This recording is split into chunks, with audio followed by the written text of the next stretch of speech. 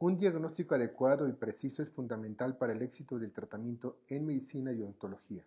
Particularmente en endodoncia, es imperativo un diagnóstico preciso para identificar el diente afectado que está causando los síntomas y o la enfermedad del paciente. Además, el tipo de diagnóstico puede afectar la tasa de éxito. Los casos de endodoncia diagnosticados con necrosis pulpar y una radiolucidez periapical tienen una tasa de éxito de 10% menor en comparación con los casos de pulpitis o casos necróticos que aún no tienen una radiolucidez periapical. Se debe realizar un historial médico y dental completo antes de examinar al paciente. Además, documentar la queja principal. Las pruebas objetivas deben replicar la queja principal del paciente. Los exámenes extraorales e intraorales, junto con las evaluaciones periodontales y radiográficas, también forman parte del proceso de diagnóstico general. Aquí nos centraremos en la sensibilidad pulpar objetiva y las pruebas periapicales. Si bien existen innumerables para los casos, generalmente hay categorías muy amplias. El tejido pulpar es normal, o está inflamado, o está infectado. Aunque existen amplias categorías, la enfermedad endodóntica es una progresión de una sola enfermedad que va en dirección corono-apical con el paso del tiempo, dependiendo de cuándo un paciente busque tratamiento a lo largo de esta línea de tiempo. Habrá un conjunto específico de diagnósticos. Si no se realiza ningún tratamiento, la pulpa pasará de un estado inflamatorio a uno necrótico. Las pruebas endodónticas se dividen en dos componentes principales, la sensibilidad pulpar y las pruebas periapicales. Las pruebas de pulpa implican métodos utilizados para determinar la vitalidad de la pulpa. Idealmente, esto se lograría detectando un aporte vascular a la pulpa. Si bien algunos métodos pueden lograr esto, como la oximetría de pulso o la flujometría láser Doppler, su uso no está generalizado ni es práctico en odontología. Las pruebas pulpares tradicionales evalúan la respuesta neuronal de la pulpa, ya sea directa o indirectamente. Estas pruebas incluyen pruebas eléctricas, de frío, de calor, y cada una tiene sus ventajas, desventajas y errores comunes. Las pruebas pulpares se dividen en tres, las pruebas eléctricas, las pruebas de frío y las pruebas de calor. Es prudente probar primero un diente o dientes que vamos a tomar de control y el diente sospechoso lo haremos al final. Esto permite que el paciente y el dentista comprendan qué es una respuesta normal, de modo que cuando se examina el diente afectado se puede diferenciar una respuesta normal de una respuesta normal o una falta de respuesta. La prueba eléctrica se realiza con un probador pulpar eléctrico. Este dispositivo monopolar hace fluir corriente eléctrica de alta frecuencia desde la punta de la sonda a través del diente, mientras que la corriente fluye a través de esto. Se estimularán las fibras nocioceptivas A delta viables, lo que dará como resultado una sensación de hormigueo o zumbido en el paciente. Realizar la prueba eléctrica con precisión requiere de un diente seco y aislado. Se recomienda secar el diente con gasa y colocar un rollo de algodón en el vestíbulo para aislarlo. No se debe secar el diente con una jeringa de aire porque si el diente está sensible, como en el caso de pulpitis, le causará un dolor innecesario al paciente. La punta de la sonda deberá estar cubierta con un medio de contacto, como vaselina, anestésico tópico o pasta de dientes. La ubicación óptima de la punta es en el tercio incisal para los dientes anteriores. Sin embargo, la colocación de la punta sobre una estructura dental sana en cualquier parte de la corona clínica producirá un resultado preciso. Para completar el circuito eléctrico se coloca un clip labial en el paciente. Si hay una restauración completa, se puede utilizar una técnica de puente. Se puede usar la punta fina de un explorador o una lima para hacer contacto con la estructura dental cervical hasta el margen de la corona, y la punta de la sonda debe de hacer contacto con el instrumento. Una respuesta positiva significa que el paciente sintió una sensación. Indica tejido pulpar vital. más específicamente fibras A delta. Cabe señalar que esto no indica salud pulpar. Una respuesta negativa o falta de respuesta indica necrosis de la pulpa, suponiendo que se haya realizado el contacto adecuado. El número de la lectura suele tener poca importancia y el resultado de la prueba debe de registrarse como presente o ausente. Sin embargo, una respuesta positiva a una lectura alta, cercana al rango máximo de la unidad, suele ser un resultado falso positivo. Puede ocurrir algunos errores sobre la prueba pulpar eléctrica que produzcan resultados falsos positivos o negativos.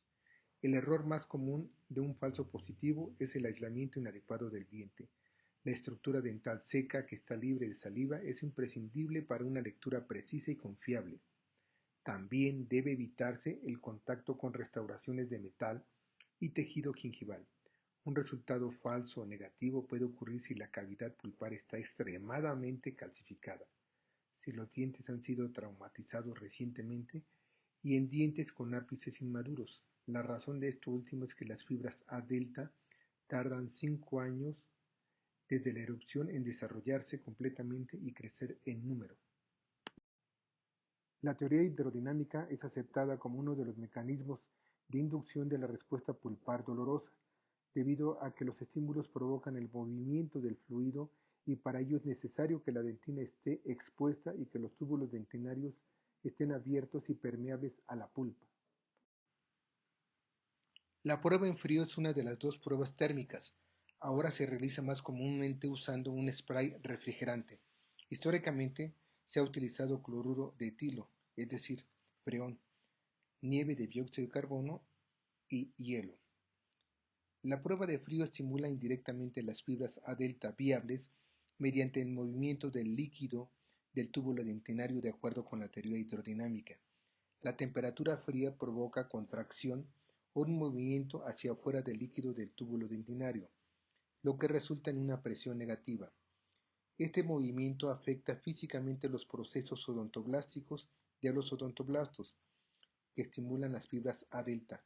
Esto se denomina mecanotransducción. Los resultados de la prueba de frío no solo indican la vitalidad pulpar, sino también el estado de la pulpa.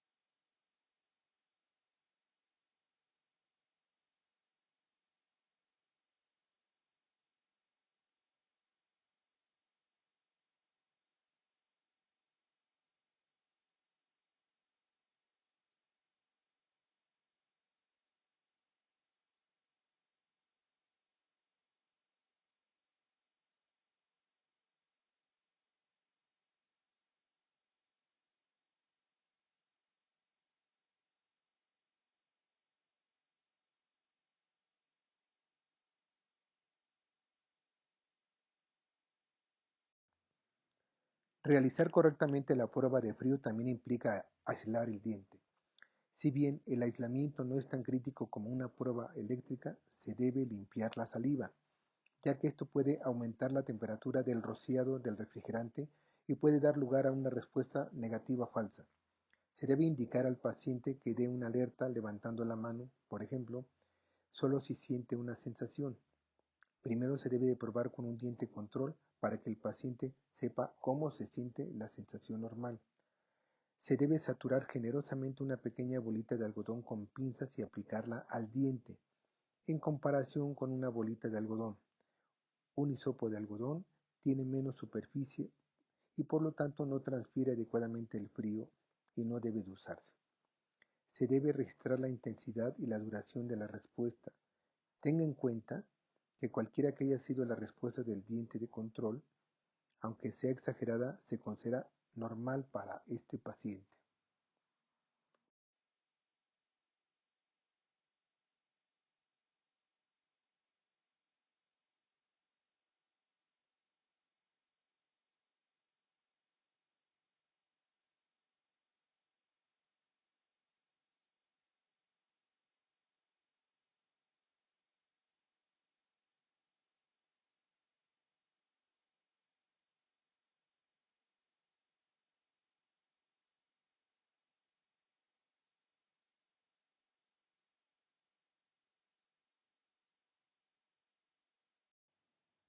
La respuesta del diente sospechoso se compara con el diente de control para determinar la intensidad, normal, moderada o grave, y la duración persistente o no. También toma en cuenta que las pruebas térmicas se pueden realizar en dientes con restauraciones con coberturas totales, coronas totales, restauraciones totales. Si bien las restauraciones de metales son conductoras, las de porcelana son aislantes. Las pruebas térmicas se pueden intentar en ambas. Una respuesta positiva indica vitalidad, una respuesta negativa no indica necesariamente necrosis pulpar y podría ser un falso negativo. Si bien la prueba en frío se considera una prueba precisa, aún pueden ocurrir resultados falsos. El más común es un falso negativo en un diente que tiene una cámara pulpar calcificada o retraída. Esto puede ocurrir en dientes muy restaurados o a medida que el paciente envejece. En este último caso, lo más probable es que el paciente tampoco sienta una sensación en el diente de control. Las radiografías pueden observarse para evaluar el tamaño y la posición de la cámara pulpar para ver si se espera una respuesta negativa. Debemos tomar en cuenta los falsos negativos y positivos, como en ápices inmaduros o un diente con trauma reciente. Un falso positivo es mucho menos común, pero puede resultar de un paciente demasiado ansioso. Un diente con un ligamento periodontal inflamado, que podría sentir una sensación intensa con solo tocar el diente con una bolita de algodón. No porque esté frío. Esto se puede descartar tocando el diente con una bolita de algodón antes de rociarlo con la solución. Asegúrate de que la bolita de algodón sea lo suficientemente pequeña para que no entre en contacto con más de un diente. Continuamos con las pruebas de calor, en este caso utilizando unas barritas de gutapercha. Hay varias maneras de realizar la prueba de calor. Un método fácil es usar una copa profiláctica seca en el diente, con la fricción creando calor en el diente. Otra forma es aislar el diente individual con un duque de goma y bañarlo con agua caliente. La forma más común que utilizamos es calentar una barrita de gutapercha y aplicarla al diente. Las barritas de obturación de gutapercha blanca se pueden calentar y aplicar al diente. Se debe aplicar una capa ligera de vaselina en el diente para evitar que la gutapercha se adhiera al esmalte.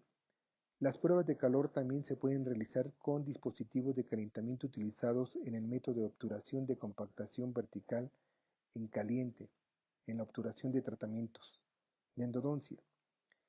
Y al igual que la prueba de frío, se puede registrar la intensidad y duración.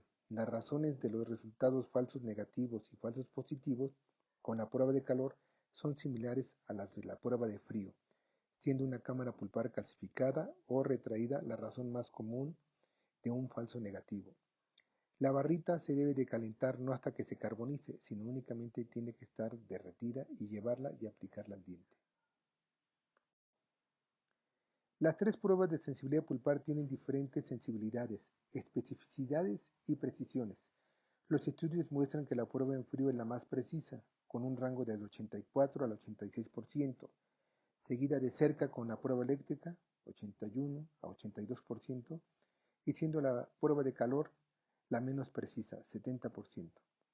Los dentistas deben de estar conscientes de que, aunque la prueba de frío se considera la más precisa, si las cámaras pulpares de los dientes que se examinan aparecen calcificados radiográficamente, un resultado negativo en sí mismo no indica necesariamente necrosis pulpar. Se deben realizar dos pruebas para confirmar la necrosis pulpar. Las pruebas preapicales incluyen percusión y palpación. Si bien estas pruebas no brindan información sobre la pulpa, como la vitalidad o necrosis, esta indica si existe una inflamación en los tejidos periapicales. La prueba de percusión es precisa para identificar y localizar el diente afectado. Sin embargo, solo se puede lograr si la enfermedad ha progresado apicalmente, hasta afectar el ligamento periodontal. La pulpa carece de propioceptores, que son necesarios para localizar el dolor.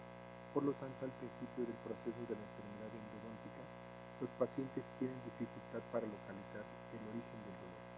El ligamento periodontal tiene propioceptores, las fibras A beta, que cuando se activan mediante perfusión o masticación, transmiten una señal al núcleo mesencefálico en el sistema nervioso central. Allí se produce una sinapsis con una neurona de segundo de orden que cruza al lado contralateral para llegar al tálamo y la corteza cerebral para su interpretación y localización.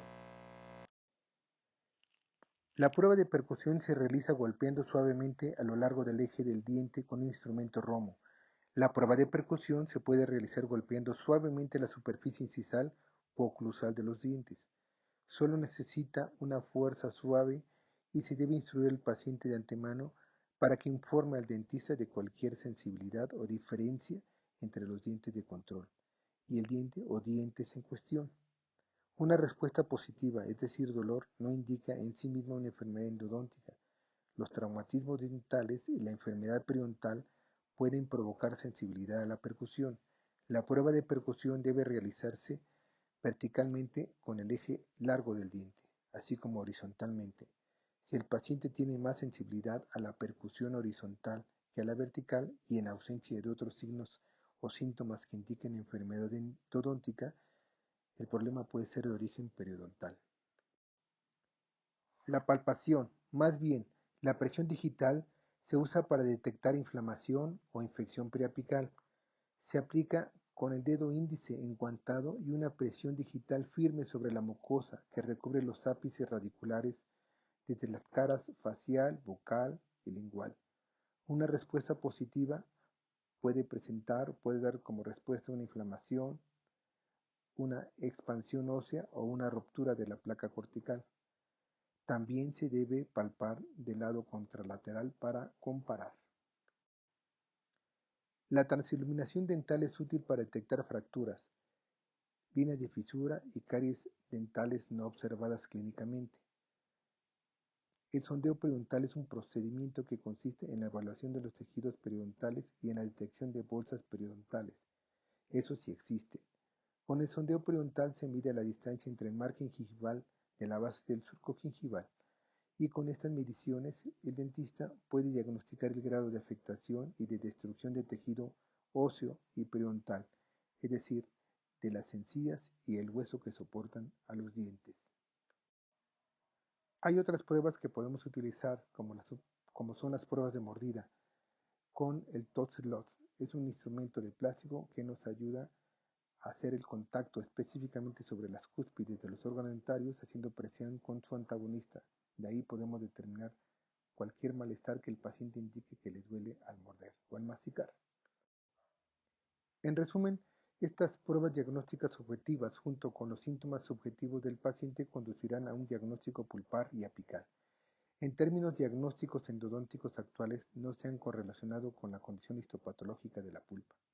El examen y las pruebas adecuadas conducirán a un diagnóstico preciso que resultará en un tratamiento adecuado para aliviar los síntomas y la enfermedad del paciente. ¿Cuáles son nuestros puntos a destacar? Identificar el diente afectado que está causando los síntomas y o la enfermedad del paciente. Los exámenes extraorales e intraorales, junto con las evaluaciones periodontales y radiográficas, son pasos clave para el proceso de diagnóstico general. Se debe replicar la queja principal del paciente. Las pruebas endodónticas se dividen en dos componentes principales, la sensibilidad pulpar y las pruebas periapicales. Las pruebas de la pulpa, como las pruebas eléctricas de la pulpa y las pruebas térmicas, implican métodos utilizados para determinar la sensibilidad de la pulpa. Las pruebas periapicales incluyen percusión y palpación. Si bien estas pruebas no brindan información sobre la pulpa, indican si existe inflamación en los tejidos periapicales. Estas pruebas diagnósticas objetivas junto con los síntomas subjetivos del paciente conducirán a un diagnóstico pulpar y apical preciso.